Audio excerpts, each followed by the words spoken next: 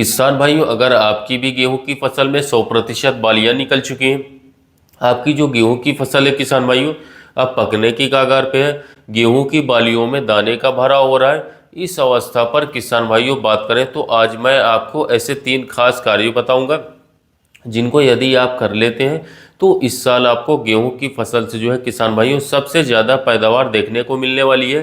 किसान भाइयों बात करें तो वह कौन से कार्य हैं जिनको बालियों में दाना भरते समय आपको जरूर कर लेना चाहिए। जानने के लिए किसान भाइयों इस वीडियो को पूरा अंत तक जरूर देखिएगा। साथ ही यदि आप हमारे इस चैनल पर पहली बार आए हैं तो किसान भाइयों सब्सक्राइब करके बेल आइकन को जरूर दबा दीजिएगा। बात करते हैं किसान भाइयों, अब हमारी जो गेहूं की फसल है वह अपने अंतिम पड़ाव पर है। सभी किसान साथियों की गेहूं की फसल में जो है बालियां निकल चुकी हैं, गेहूं की बालियों में जो है दाने का भराव हो रहा है। इस अवस्था पर किसान भाइयों बात करें तो कुछ ऐसे खास कार्य हैं जिनको हमें भूल कर भी इग्नोर नहीं करना चाहिए, उन्हें भूलना नहीं चाहिए, उन्हें ज़रूर से ज़रूर अपने गेहूं की फसल में करना चाहिए। यदि हम इन कार्यों को अपने गेहूं की फसल में करते हैं तो हमारी जो गेहूं की बालियां होंगी उनमें 100% दाने का भरा होगा। दाने किसान भाइयों आपके पतले कमज़ोर नहीं रहेंगे, दाने आपके मोटे होंगे, वजनदार होंगे और चमकदार भी होंगे। तो किसान भाइयों बात करें तो नंबर 1 पर आपको जिस खास कार्य को करना है वह है किसान साथियों गिरने से बचाओ। अब बात करें तो किसान भाइयों प्रयास यह करना है आपको कि आपकी जो गेहूं की फसल है वह अब बिल्कुल भी ना गिरे किसान साथियों, क्योंकि किसान भाइयों बात करें कि आपने जितनी भी ढेर सारी मेहनत शुरू से अंत तक करी होगी, अगर आपकी जो गेहूं की फसल है वह गिर जाती है तो आपको पैदावार में जो है काफ़ी ज़्यादा नुकसान देखना पड़ सकता है। वैसे तो किसान भाइयों बात करें तो कोई प्राकृतिक आपदा आ जाए, आंधी आ जाए या तूफान आ जाए तो उसमें तो हम कुछ नहीं कर सकते हैं। फिर भी किसान भाइयों बात करें तो कुछ ऐसे उपाय हैं जिन्हें हम कर सकते हैं, जिसको करने के बाद जो है किसान भाइयों काफ़ी हद तक आपकी जो गेहूं की फसल है वह गिरने से बच सकती है। अब गेहूं की फसल को गिरने से बचाने के लिए सबसे पहले है यह है किसान भाइयों कि आपको सही समय पर सिंचाई करना होगा, ऐसे समय पर जब आपके क्षेत्र में जो है मौसम साफ हो। अब किसान भाइयों बात करें तो अंतिम पड़ाव पर गेहूं की फसल में आपको जो है नमी बना करके रखना अत्यंत आवश्यक होता है, लेकिन आप तभी सिंचाई करें जब आपके क्षेत्र में मौसम साफ हो, किसान भाइयों बारिश की संभावना ना हो, तेज हवा या फिर आंधी तूफान की संभावना ना हो। इससे भी किसान भाइयों बात करें तो हम अपनी फसल को गिरने से बचा सकते हैं। और दूसरा सबसे कारगर उपाय आप कर सकते हैं, बात करें तो यदि गेहूं की फसल में बालियां निकल रही या फिर बालियां निकल चुकी हैं, इन दोनों अवस्थाओं में से किसी भी अवस्था पर आपकी जो गेहूं की फसल है यदि है तो इस समय किसान भाइयों आपको पोटाश का प्रयोग करना है। अब बात करें तो पोटाश का इस अवस्था पर सिर्फ स्प्रे करना है, दानेदार का प्रयोग नहीं करना है किसान साथियों, क्योंकि बात करें तो हमें इंस्टेंट रिजल्ट चाहिए, तुरंत रिजल्ट चाहिए। अब पोटाश डालने से किसान भाइयों हमें कई सारे फायदे देखने को मिलेंगे। सबसे पहले तो यह हमारे गेहूं के पौधे के तने को मजबूत करेगा, फसल हमारी गिरने से बचेगी। और दूसरी किसान भाइयों बात करें तो अक्सर आपने देखा होगा कि कुछ किसान साथियों की जो गेहूं की फसल होती है उनमें दाने किसान भाइयों कमज़ोर होते हैं, अच्छे से दानों का भराव नहीं होता है, कुछ बालियां खाली रह जाती है। और जिन बालियों में दाने का भराव भी होता है किसान साथियों वह दाने भी कमज़ोर, पतले और टेढ़े मेढ़े होते हैं।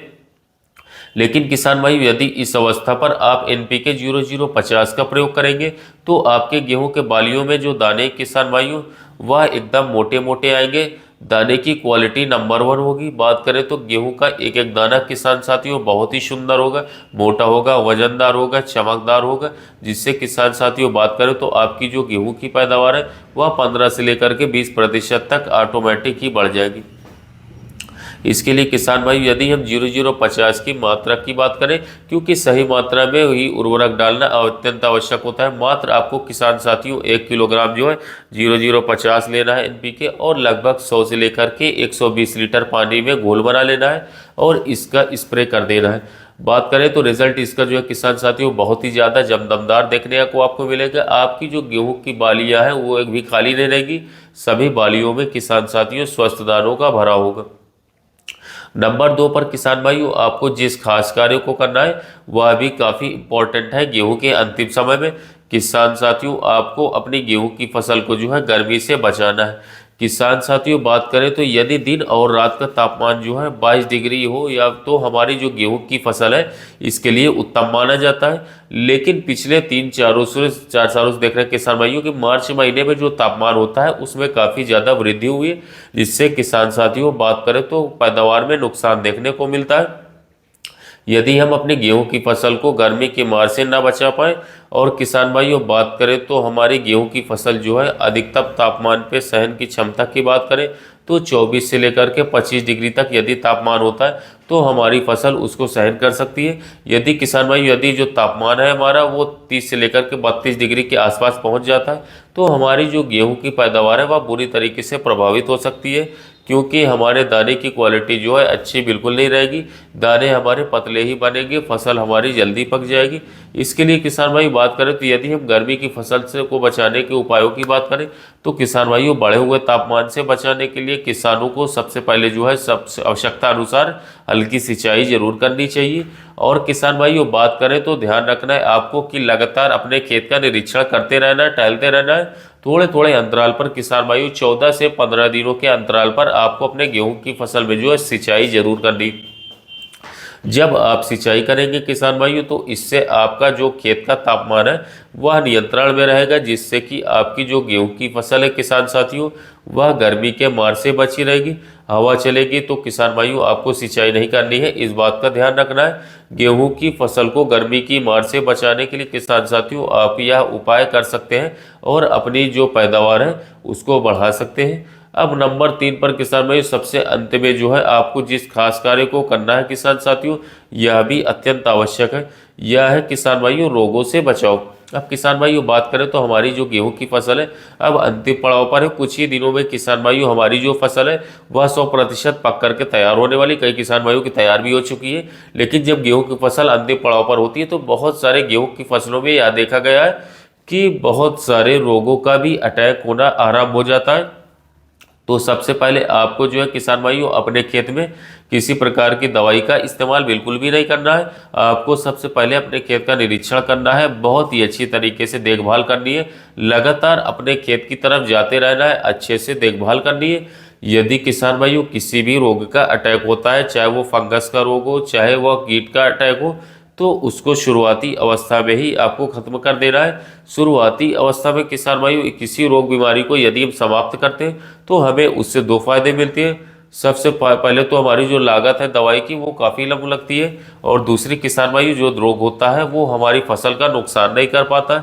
शुरुआती अवस्था में उसे हम 100% खत्म कर देते हैं तो हमारी फसल की जो पैदावार है वह भी प्रभावित नहीं होती। तो किसान भाइयों आपको लगातार अपने खेत का निरीक्षण करते रहना है, किसी भी रोग बीमारी को आप अंतिम समय पर नहीं लगने देना है। फिर देखिएगा किसान भाइयों कि इस साल आपका जो गेहूं की पैदावार होगी वह नंबर 1 मिलने वाली है। तो किसान साथियों यह थी हमारी आज की जानकारी। तो यह किसान भाइयों हमारी गेहूं के सीजन का अंतिम वीडियो था। अब आगे आपको बहुत ही कम या ना के बराबर वीडियो की देखने को मिलेगी। अब आपको आगे धान की और मूंग की फसल की, किसान भाइयों खेती की और गन्ने की खेती की आपको वीडियो देखने को मिलने वाले। खेती में नए नए कीटनाशकों का प्रयोग और कब कौन से कीटनाशक लॉन्च हुआ, टॉनिक लॉन्च हुई या अन्य किसी भी खेती संबंधित जानकारी